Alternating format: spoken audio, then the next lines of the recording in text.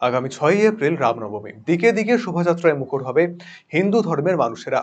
এই দিনটি যাতে সুষ্ঠুভাবে পালিত হয় এবং কোনো রূপ অপ্রীতিকর ঘটনা যেন না ঘটে, তার জন্য মদের দোকান বন্ধের দাবি তুলল বঙ্গীয় হিন্দু মহামঞ্চ। শিলিগুড়িতে বুধবার এই মহামঞ্চের পক্ষ থেকে আবগারি দফতরের স্মারকলিপি প্রদান করা হয়।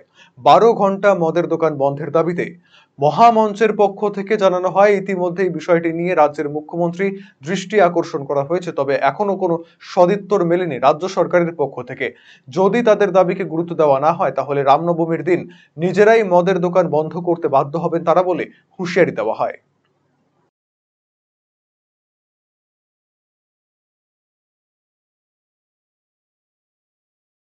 বিশৃঙ্খলা না ঘটে, কারণ বিগত দিনে আমি বিক্ষিপ্ত আমরা কিছু বিশৃঙ্খলার চিত্র দেখেছি এই পশ্চিমবাংলার ক্ষেত্রে।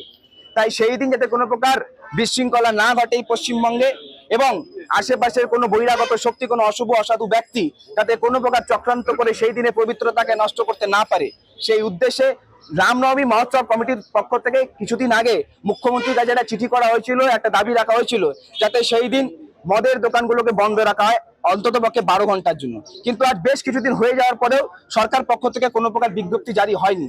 তাই আজ বঙ্গীয় হিন্দু মহামঞ্চের পক্ষ থেকে আজ আমরা রাস্তায় নেমেছি এবং আবগারি দপ্তর অভিযান করছি যে আসন্ন 6 এপ্রিল রামনবমীর দিন সকাল 6টা থেকে সন্ধ্যা 6টার অবধি সারা পশ্চিমবঙ্গ, দার্জিলিং জেলা জুড়ে, সারা পশ্চিমবঙ্গ জুড়ে সমস্ত প্রকার মদের দোকান এবং পানশালাগুলোকে বন্ধ রাখা হোক, যাতে সেই দিন কোনো প্রকার বিশৃঙ্খল ঘটনা না ঘটে।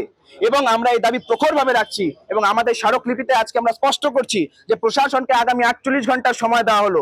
আগামী 48 ঘন্টার মধ্যে জেলা শাসক যদি সংশ্লিষ্ট জায়গায় কথা বলে কোনো প্রকার বিজ্ঞপ্তি জারি না করে, তাহলে 48 ঘন্টার পরে এই আন্দোলনকে আমরা কিন্তু রাস্তা নিয়ে যাব, কারণ সনাতনীদের উপর কোনো প্রকার কোনো অনিয়ম, কোনো প্রত্যাঘাত আমরা সহ্য করব না।